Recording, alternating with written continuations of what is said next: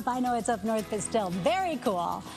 For many kids turning 18, leaving the house, maybe headed to college or their own apartment, but for some kids going through the foster care system, staying with a family just a few more years can make the difference between homelessness and happiness. So joining us in studio, we have Justin Duran with the Child Crisis Arizona and Kayla McCullough with Extended Foster Care Program. Hello to both of you. Hi, thanks for having us. Justin, talk to me about what those first years look like, because as someone in foster care is turning 17, as they're turning 18, they need to start thinking about what happens next. What does happen next? You know, this is a relatively newer program that Department of Child Safety rolled out around 2023 is when they initially put out the RFP for this program. And so for the youth that are involved, majority of them have spent their entire life in foster care to no fault of their own. Yeah. And experienced a number of obstacles. And so again, when we think back to when we turned 17 or 18 years old, were we ready to be considered adults? And no. So, right, exactly. I sure wasn't. No. And so along with that, it's trying to make sure that these youth have the success that they deserve, and they just need a little bit more help. And so Department of Child Safety will refer these youth to our program, and they're truly young adults. They work with success coaches, and this is all throughout the state of Arizona, and Kayla and her team do a magnificent job of making sure that nearly 300 youth in our program have the opportunity to have that fresh start as they go into adulthood. So it's really kind of a bridge for all those questions as you're maybe headed to your first job and your first apartment, the things that you would ask your family members. You get a mentor to help you with this. Tell me about this. Yeah, so every young adult is assigned a coach, and that is truly their role. It's to help walk alongside them and guide them through some of those learning opportunities that they maybe missed as they were growing up.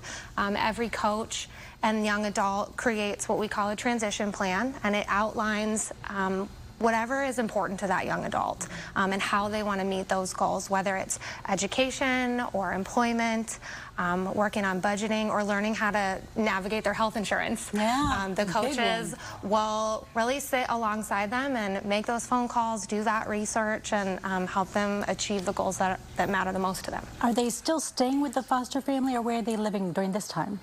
So every young adult has a different circumstance. Some are still in group homes and preparing to become independent. Others are a little further along and are living in their own apartments or transitional housing programs. Some are living in college dorms and enjoying college life. Oh my! And you were telling me before we came on air, how many kids graduated?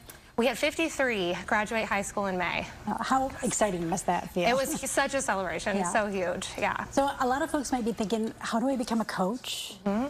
So coaching is through the Department of Child Safety, like Justin was saying. So the coaching opportunity is through different programs, different agencies in the Valley that operate as coaching, and it's really for an individual who loves teenagers, has patience for teenagers, and is really willing to be what they need, which is that one stable person who's really committed to their success and is willing to ride that wave with them.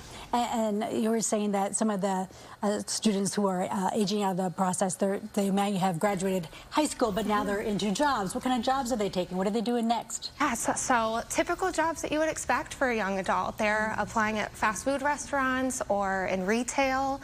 Some of them are in roles where they're giving back. We have young adults that are working in group homes and trying to kind of be what they wish that they had had when they were in care. Did you guys have a success story to tell me? Yes, so we have Luis. His story is really inspiring. He came to us while still in prison with really, really big dreams, but not quite a clear plan.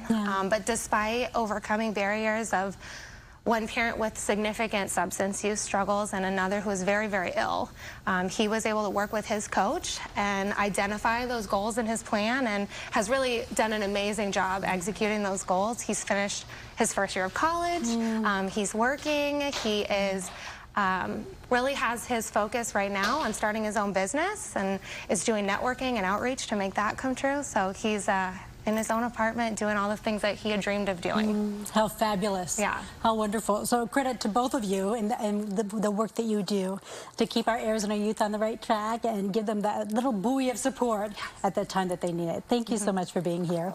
We have more information on our website, AZ Family.